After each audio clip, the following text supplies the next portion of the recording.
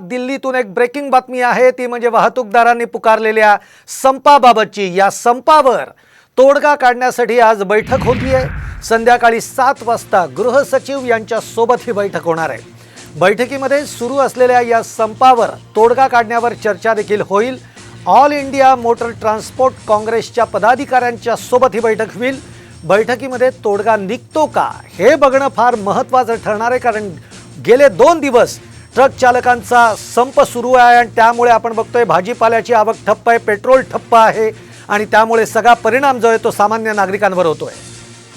प्रमोद जगताप आपले प्रतिनिधी फोन लाईनवरनं जोडले गेलेले आहेत। प्रमोद, आपण बघतोय वाहतूकदारांच्या बाबतची महत्त्वाची बैठक आज संध्याकाळी 7 वाजता पार पडतीये। सुहास, खरं तर मागच्या 2 दिवसापासून वाहतूकदारांनी खूप मोठ्या प्रमाणात देशभर संप केलेला आहे। आपण जर प्रामुख्याने बघितलं त्याचं जर महाराष्ट्र असेल, उत्तर प्रदेश असेल, मध्य प्रदेश असेल, या राज्यांमध्ये खूप मोठा फटका जो आहे तो संपामुळे खरं तर बसताना आपल्याला बघायला मिळते। 2 दिवसापासून सरकारसोबत त्यांची चर्चा करण्यासाठी संघटना जी आहे ती तयार होती, पण त्यांची चर्चा होऊ शकली नव्हती।